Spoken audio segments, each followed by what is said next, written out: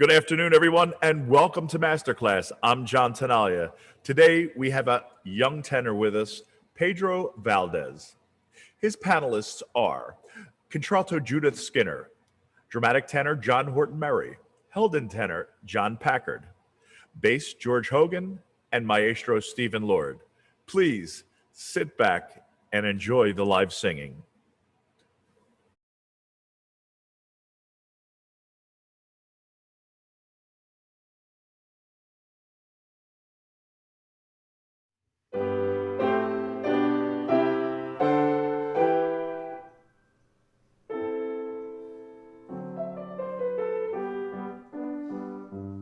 Vivi tu, te ne scongiuro, tu men tristo e men dolente, vivi tu, te ne scongiuro, tu men tristo e men dolente, cerca un suolo in cui sicuro abbia asilo un innocente, cerca un lito in cui vietato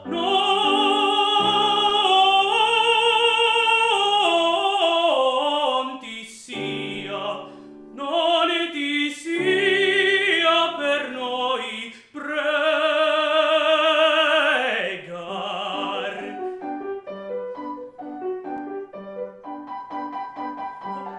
A qualcuno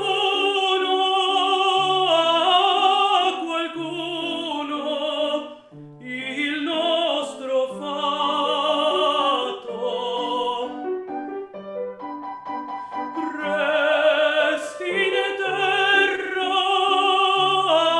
resti in terra a lagrimar. Ah, tu vivi e il nostro fatto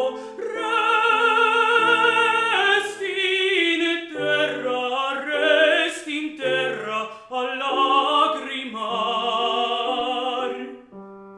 Vivi tu e il nostro affatto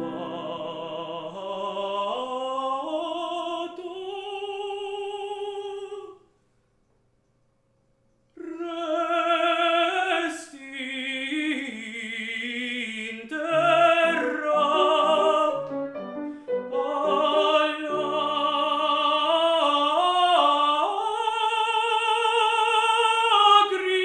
lagrimar. Il nostro affatto a lagrimar.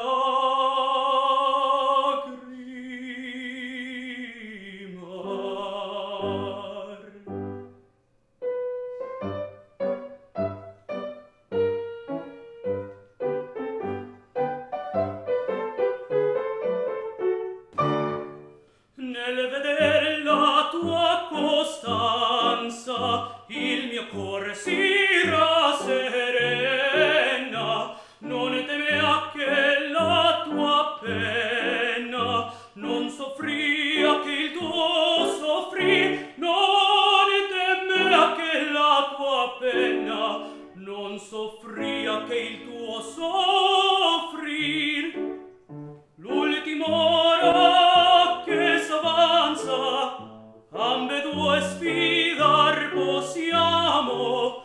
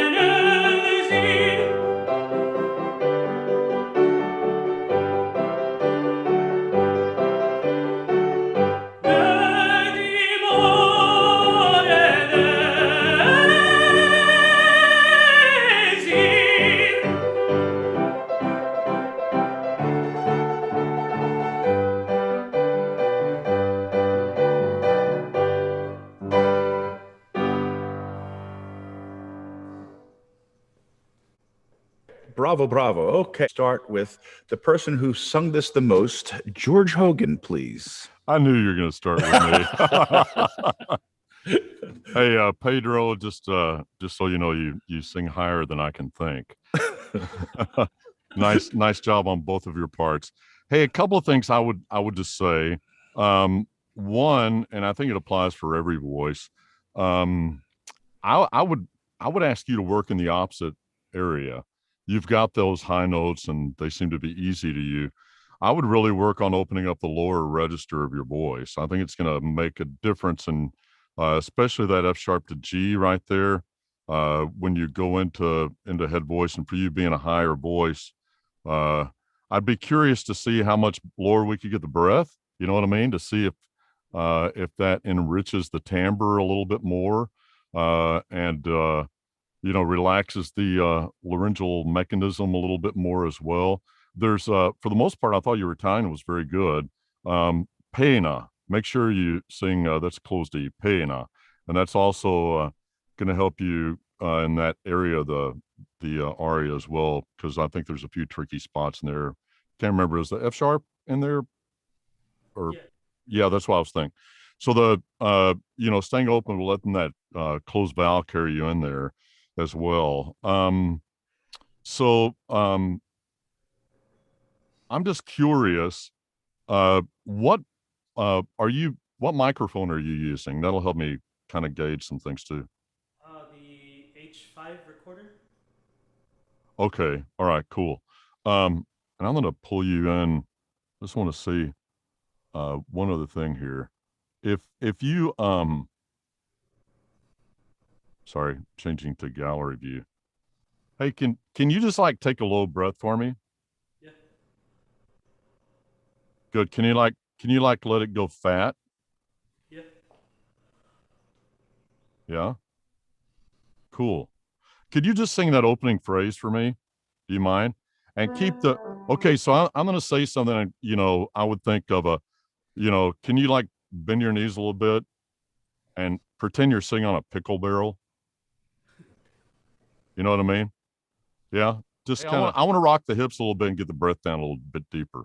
Can you do that? Yeah, sing that first phrase for me. Not rock them back and forth, dude. Like, yeah. Vivi tu, te ne scongiuro. Good. Can you just relax that into your sternum a little bit more? Vivi tu, a little bit more relaxation of the sternum. One more time, right where you start singing. Vivi tu, te ne scongiuro, tu mentri suonando lente. Good. So the only thing I would say, just watch careful. Don't get the solar plexus too tight, especially doing doing the Donizetti. You're going to kind of want to lock it up down here. Yeah, I would really look at trying to relax that area there. Even if you go a little bit more back breathing and open up the intercostals on the side of the rib cage, but let this pectoral area open up, but don't let it be tight. You know what I mean? Yeah. And really let that sit down in there. I think you're going to find the high notes, especially going through the F sharp and G, is going to be easier if you find that really good low. So if you can find a really good C below your middle C, you know what I mean? You kind of bottom out on that C, and just work that. Anyway, great job today. Thanks. Thank you. Thank you, George. Okay, can we go to Judith, please? Hi, Pedro. Hello. I don't sing those notes either, so can't help you there. I'm a singer. I'm not a conductor. I've seen this aria done a number of times. I felt, and I think you fixed it with George, that it had started a little too fast. So it just didn't seem like you had gotten your breath underneath you. And so when you just sang it again, and it seemed a little bit more relaxed and you were more relaxed and connected with your breath, the sound changed. So just remember, in this type of a setting, start to sing when you know you're ready and you're set, because once you start, you can't stop if you haven't, taking that breath and you're not supporting it. So it just didn't feel when you initially did it that you were truly ready to go. It was like, oh shoot, the music is here and I've got to sing. And I just didn't feel the connection to the breath. I thought you did a great job. I would work on the portamentos were great, but the lines were a little stagnant for me. And I know that you can do beautiful line because with the work you just did with George, I heard it and I was like, oh, that's what I wanted to hear when you had originally started to sing. And so now I understand that it was definitely what I was thinking, that the breath wasn't there. I agree with him on opening the lower register there, because I think once you connect better to that, because you already have the top, but I think your top will bloom even more when you have that connection as you're going up. I'm not a tenor, so I know the tenors are like all ready for those high notes, but you can't negate all the notes before that, because then it makes it even more beautiful for us. I thought your connection to the text was really, really good, especially the change when you went into Nel Veder La Tua Costanza. The joy in that moment came through, but I wanted to see more of the angst that you wanted her to live in the beginning. So connecting more of the text with what you're singing is gonna make so much of a difference, and it'll be more believable. And that's all I have to say, but I think it was really, really great. And as I said, I would have started the VV2 a little slower and allowed yourself to get connected, because it seemed a little rushed to me. Great. Thank you, Judith. Okay. Can we go to John Packard, please? Okay. Hi, Pedro. I wonder, when you work on a piece like this, do you ever just ignore the rest and sing one long phrase? No. No? Okay, well, this is an idea. You have that vivi tu te non scongiuro, right? Yeah. So what I'm going for is those two are still connected.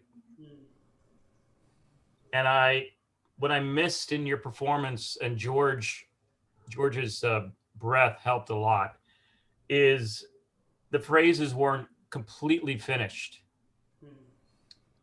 So when you sing that vivi tu, notice that it's a quarter note, and the next one, scongiuro. You have to figure out why did the composer write a quarter note, an eighth note here, a 16th note here, and have those also connect to the next phrase. They are, this whole thing is really one long thing. Vivi tu te non scongiuro te menristo mendolente. It's all one phrase. So I would love to hear you just sing that first phrase without any breath, with one long breath. And you're going to find also that you would then have exactly the right amount of breath that you need, that George is talking about, because you can't do it with high breath. Yeah. You understand? And then go back and do it one more time as if the way it's written. Yeah. Can we try that? Yes, please. Yeah, please. Cool. Vivi tu, te ne scongiuro, tu mentristo e men dolente, vivi tu. Okay. Hold up. Yep. All right. I asked actually no breath at all. Yeah, don't breathe. Don't breathe. Don't breathe. And especially don't breathe between men and dolente. Okay. You might pick it up a little bit more in the tempo, just so that you can get through it. Yeah. Vivi tu, te ne scongiuro, tu mentristo e men dolente, vivi tu, te ne scongiuro. I didn't want you to breathe at all between the first and the second phrase. Okay? But it's getting better anyway. And one thing, when you end a phrase, where are you thinking of the breath going? The last pitch. Let's just say, especially dolente, because you have a short break before you sing the next phrase. Where do you think of the breath? Do you think of it as going straight out? Think of it going down? Think of it going up? Do you think of it spinning more? I think what I do is I let it go, and I don't give it enough time to like. It falls back a bit. So as you're going, just try that. Dolente. Think of it as spinning a little bit more before you release. Yeah. Try it. Just dolente. The,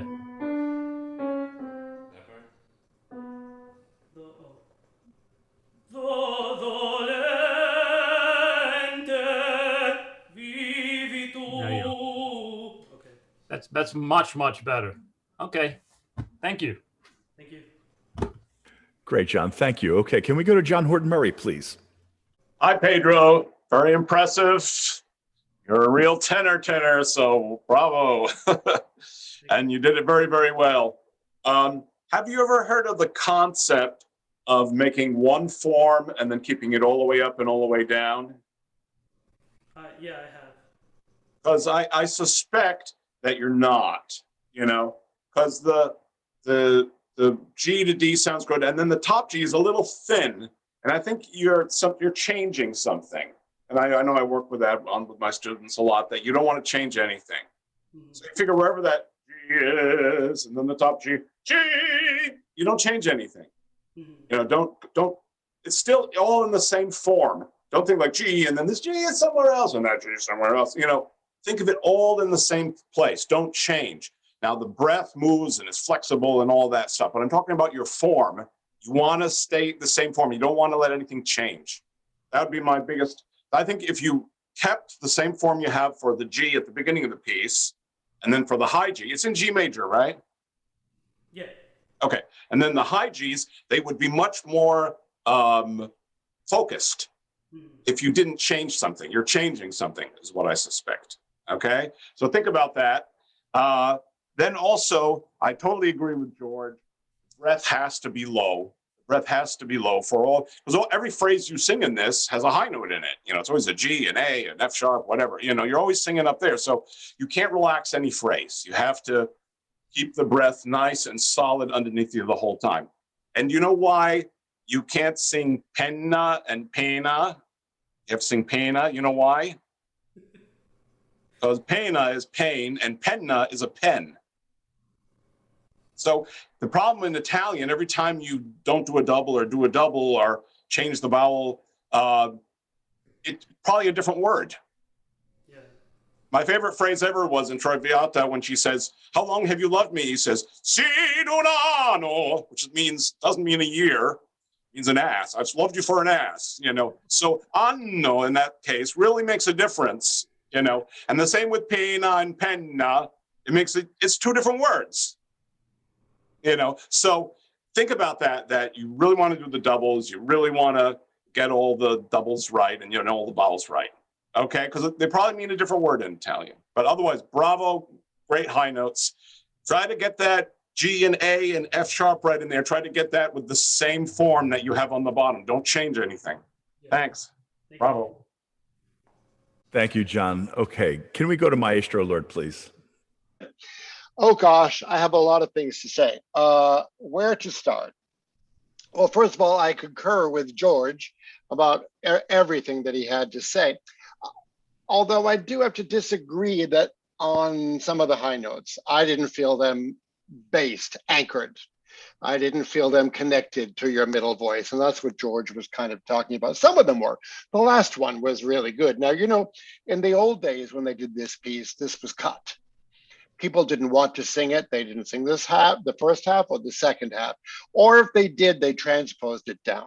So, kudos to you for doing it. Although today everyone feels they have to do it.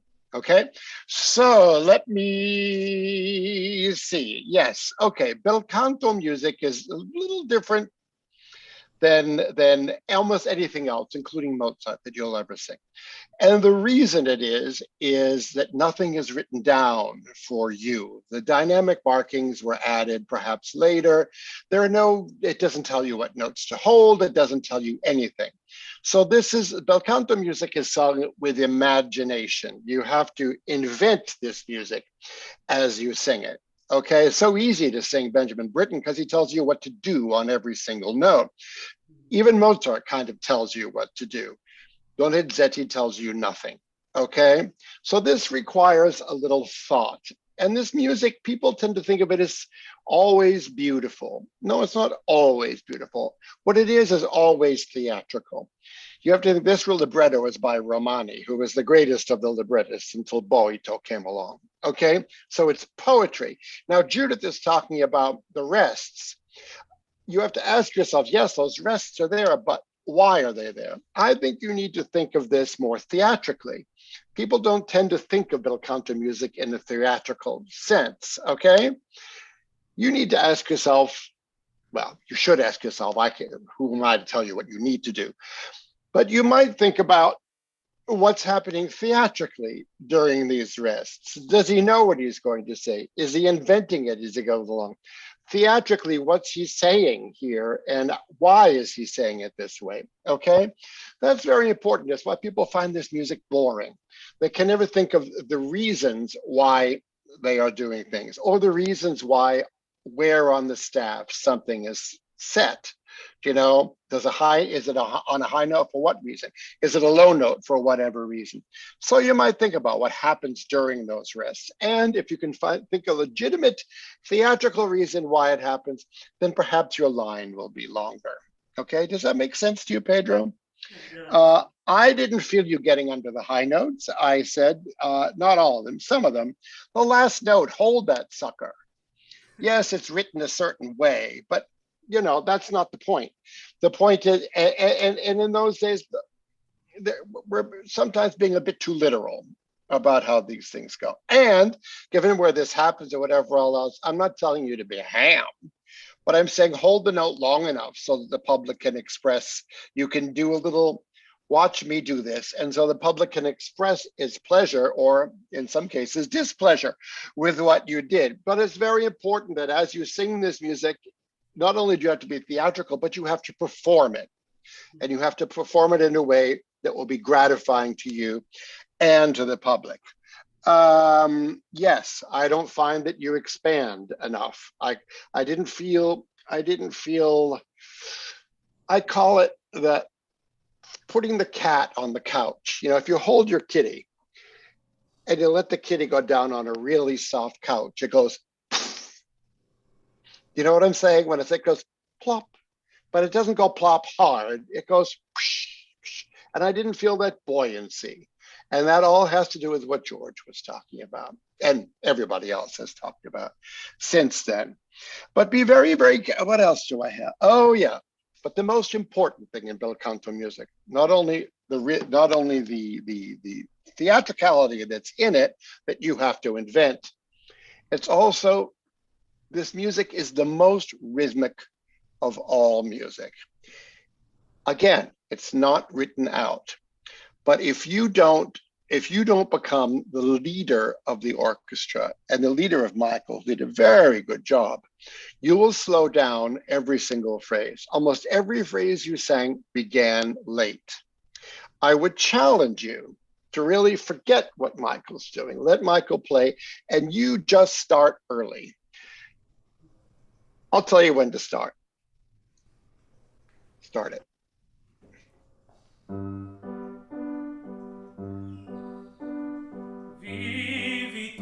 Yeah, sorry, I didn't give you enough. But Michael, go ahead.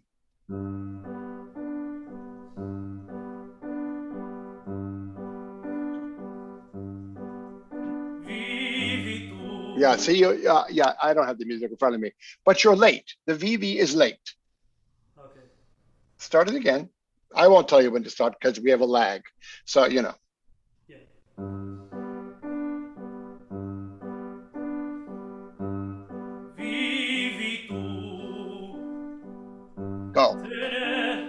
You're late. You're late. Yeah. Go ahead.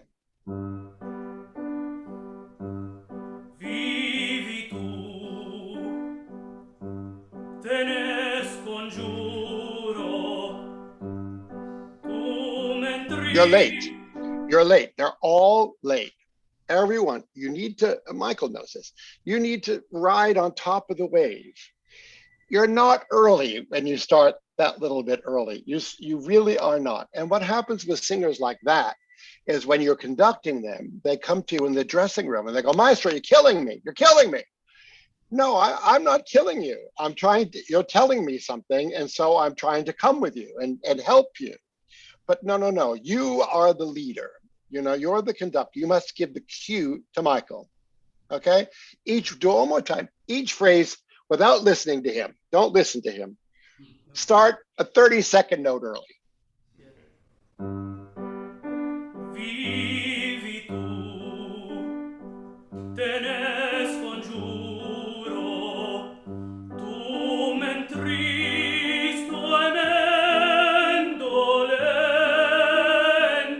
Okay, right. Now that was exaggerated, but that's the idea.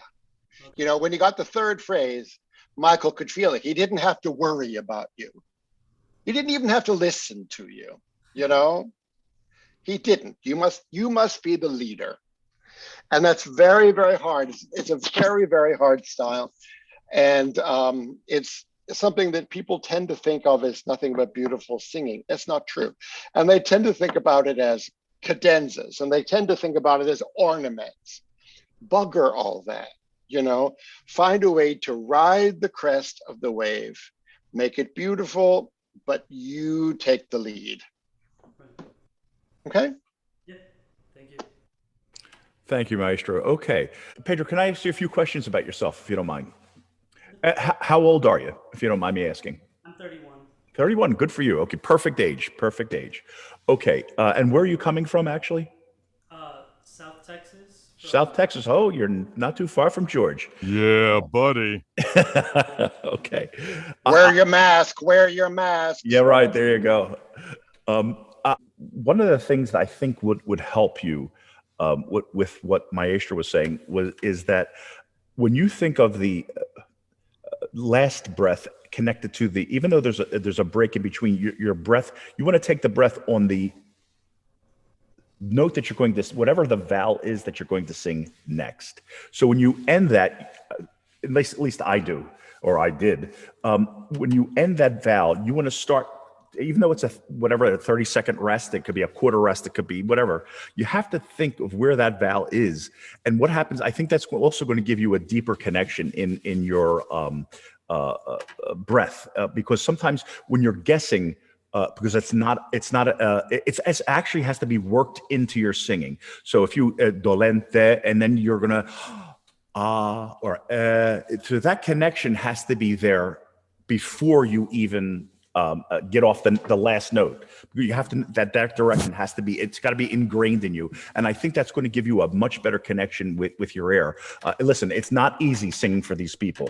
Okay, it really isn't, because you have the best of the best here. So it's kind of intimidating. But these are all things that when we're going back out to audition, that should be, they're going to give you the opportunity to fix, and so that they're not going to say, okay, what time is it? When are we eating lunch? When are we going golfing this afternoon? So those are the things that you want to, because you want to take us on your journey of what you're saying. You have a beautiful voice. There's not a question about it. Okay, there's not a, I don't hear anything that I would say was, oh my goodness, my gracious, let's fix that right now. But no.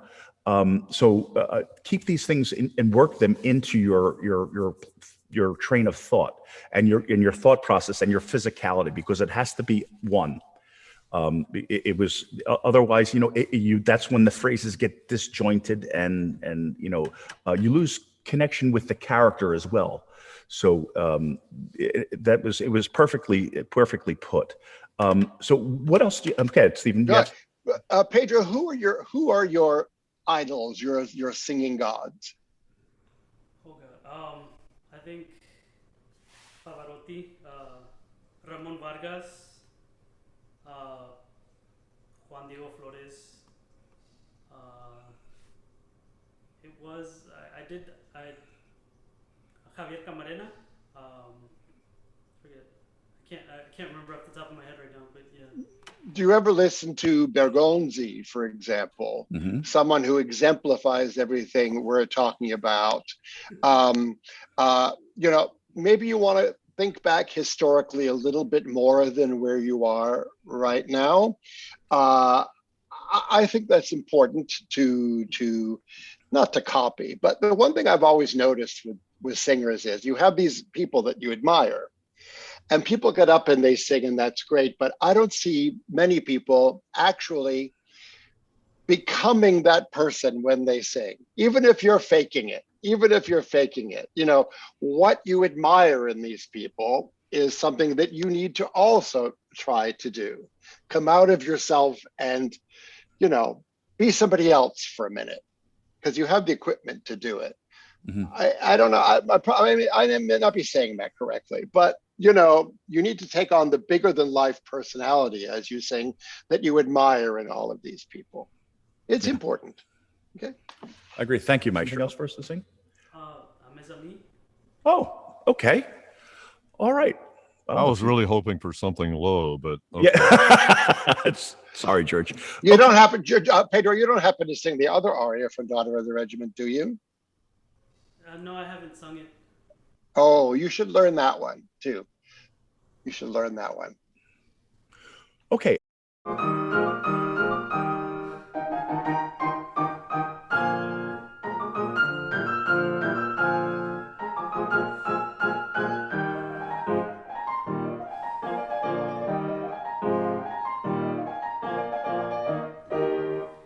À mes amis, quel jour de fête, je vais marcher sous vos drapeaux. À mes amis, quel jour de fête, je vais marcher sous vos drapeaux. L'amour qui m'a tourné la tête, désormais m'est rotto. Ah, quel bonheur! Oui, mes amis, je vais marcher sous vos drapeaux, je vais marcher sous vos drapeaux. Oui, celle pour qui je respire, à mes voeux a daigné sourire. Et ces doux espoirs de bonheur troublent ma raison et mon cœur.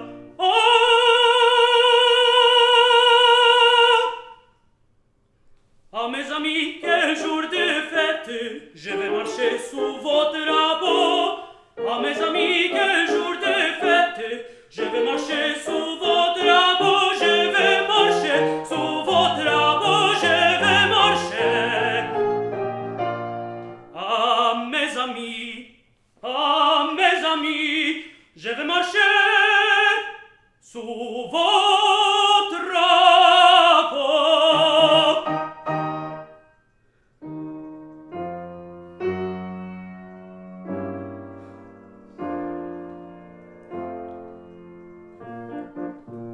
Pour mon âme, quel destin!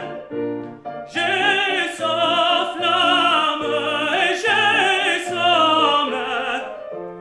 Jour prospère, me voici. Militaire, militaire et mari. Ah, pour mon âme, quel destin! J'ai sa flamme et j'ai sa main. J'ai fait serment pour mon âme, quel destin! J'ai sa flamme, j'ai sa main. Jour prospère, me voici. Militaire et mari. Pour mon âme, quel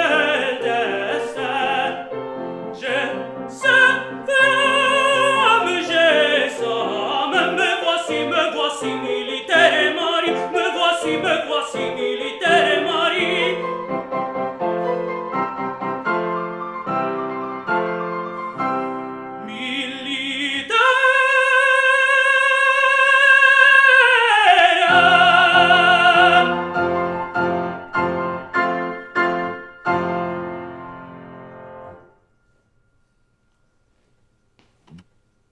Bravo, bravo, bravo. Okay.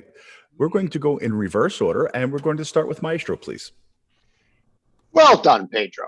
Well done. I think that the stuff we were talking about earlier, as far as your breathing and getting it lower and more anchored, will help you in this piece because you had pitch issues in it. You know, you went sharp a whole bunch, and that's quite common.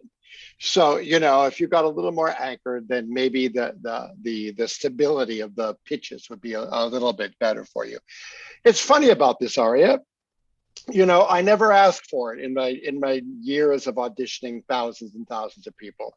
And the reason is, and you do it well and people love it. So, but the reason is you're not going to sing it if you don't have 9 high Cs. So, okay. So the fact that you offer it, okay, fine. You know, we know you have those notes. I'd rather hear something else. But you perform this and do it very well. And don't let that discourage you from singing it because you sing it really, really well. So bravo you. Thank you, Maestro. Okay, can we go to John Murray, please? Bravo. Beautifully done. In this piece, you had much more, the form was much more even all the way up and down. And I found when I was singing that French music does that for you, and specifically the French language. Do you feel that in the French, that your form is nice and fluid? Not, I don't know if it's the French. I mean, I've sung this a lot.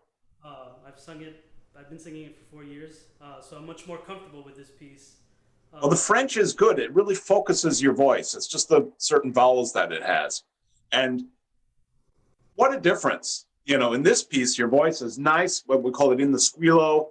It's right in the right place there the whole time. So try to bring more of that to the Donizetti. That kind of, that nice connection in the buzz right there.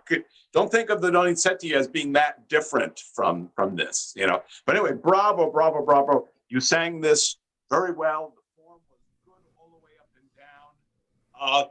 Again, in those middle notes where Stephen Lord was talking about, Maestro was talking about the pitch problems, it's because you're going to a different, you're changing the form a little bit somehow to sing those F, G, A there. Don't.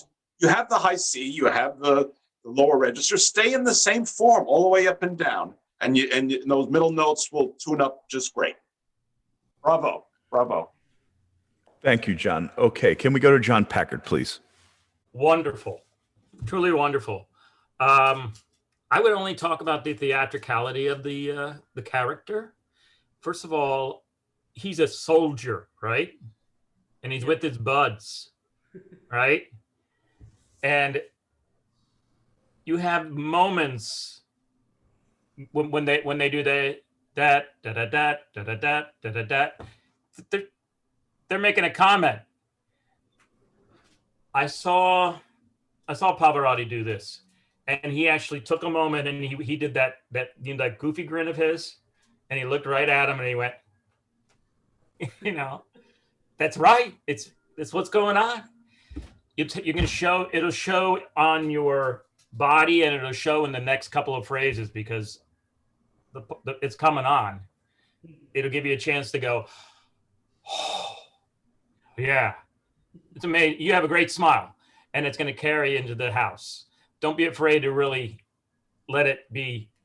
He had that wide smile, right? So use those moments. The very beginning, but when you have, I think is it a G, the big ah, or is it an A? The B flat. Is it the first B flat? Why do you sing that? Because it's like frustration. Is it a frustration? Yeah, it's like ah. Yeah, but when you're frustrated, what happens in your body before you emit a sound? right? You go, nuts. Ah, you know? So you need to take a second and let your body drop. Yeah. And then that ah, because that ah just can't go, ah. Yeah. It's probably, I think it's the hardest note of the whole thing, is that B flat. Yeah. Yeah. I agree. Wonderful. Really, it's gonna be a showstopper when you do it. Thank you. Thank you, John. Okay, can we go to Judith, please? Beautiful job. Bravo, bravo. The beauty in singing a piece that you've done for a while is that you gain a comfort level. And once you gain that comfort level, then you need to throw the homework out the window and you really need to own it.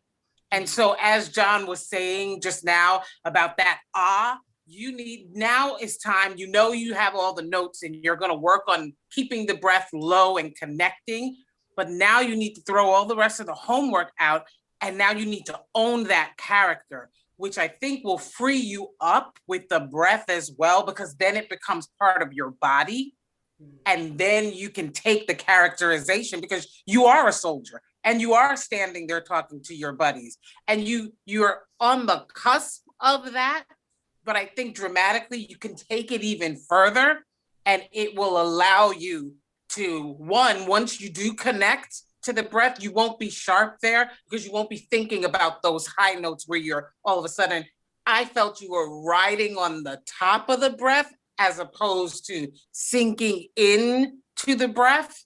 And I think with connecting the characterization to the words and the notes, which you already know, because you've been doing this, as you said, for 4 years, it will take this aria for you to the next level, because I think it's a fantastic aria for you. The sound is there, but don't get too comfortable in what you've done for 4 years and not try to grow and build off of what you've already done. But outside of that, I think this is a great aria to keep in your arsenal and to just keep growing and to build dramatically off of it.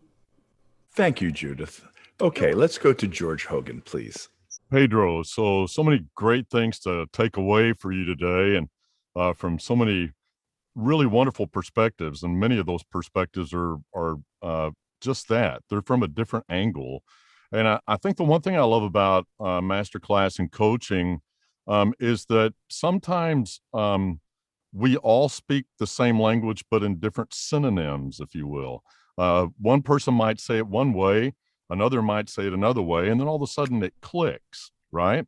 So there's a couple of things I would like to say here from my perspective, from a wholeness, if you will, and that's clarity.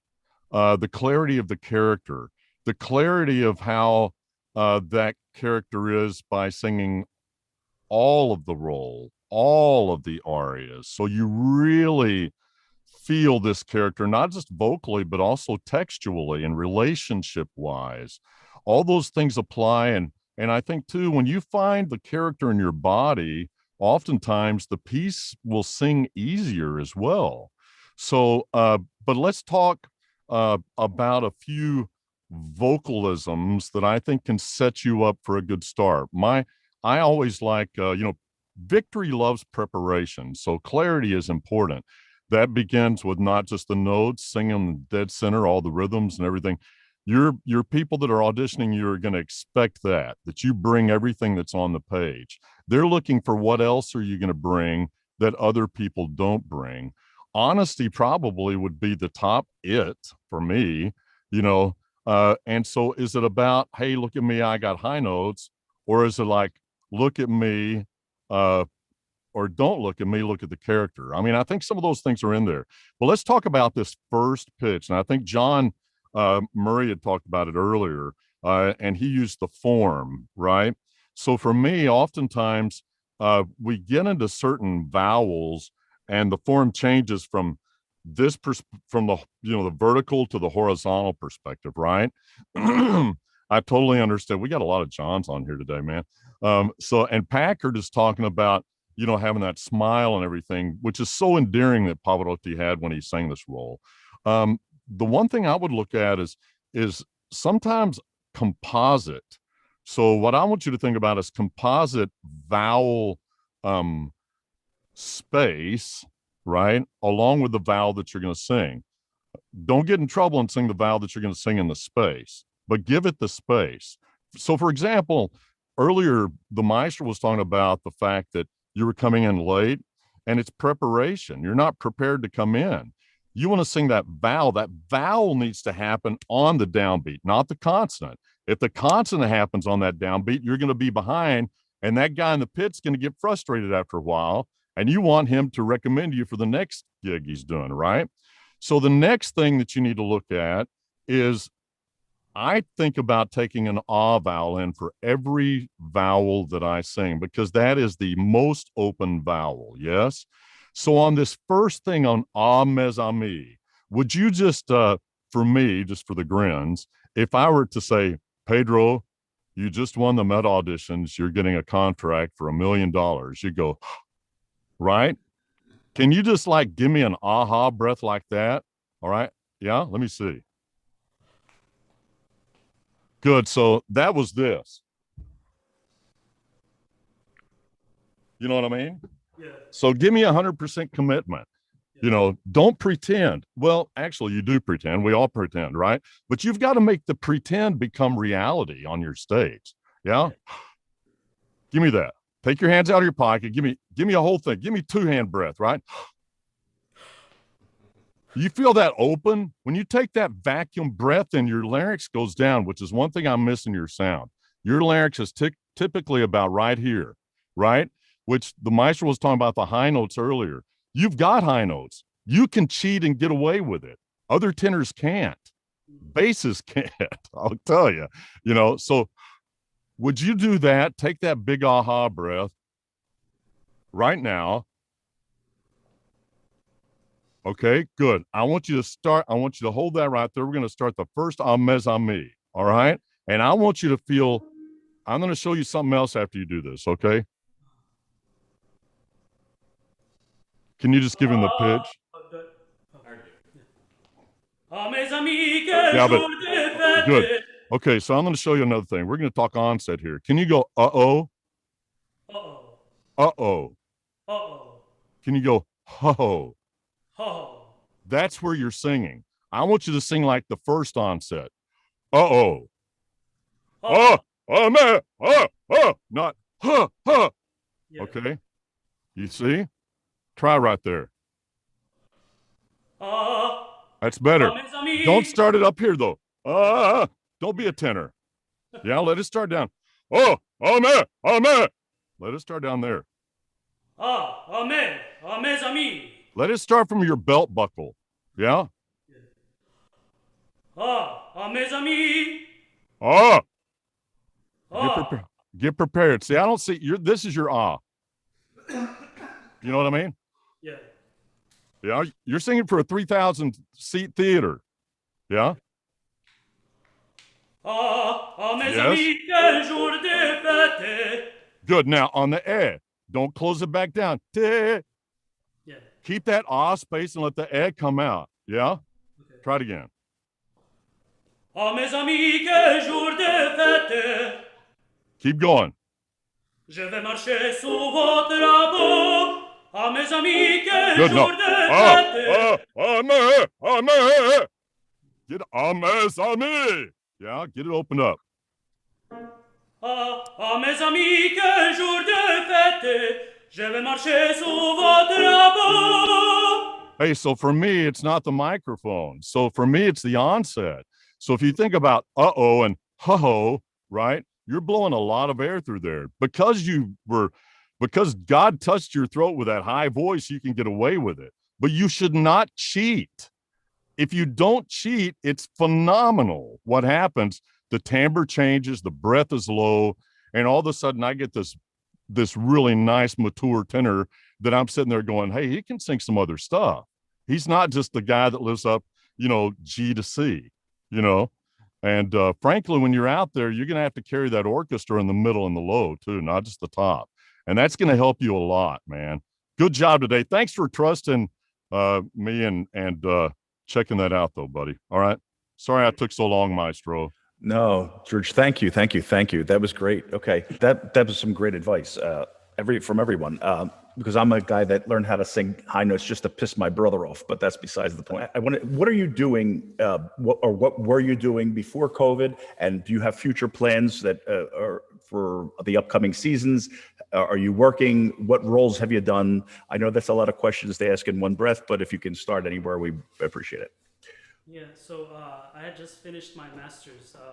Oh, good. Right before COVID. Okay, from where? From Texas State, Okay. Texas State University. Sorry. Have you done any roles, full roles before, and what were they? Yes, I've done like full operas. Mm-hmm. The Magic Flute, Tamino. Big role that I've had. I've done smaller operas, chamber operas. Mm-hmm. Okay. I've studied the role of Nemorino, which it's learned. I've Great. done half of Cosi. Okay, beautiful, right, okay. That role is learned. And recently I picked up the Barber of Seville. Good. That's a good one. Okay. Michael, where have I got to zoom in on you because your face looks so familiar. Did we work before? Maybe.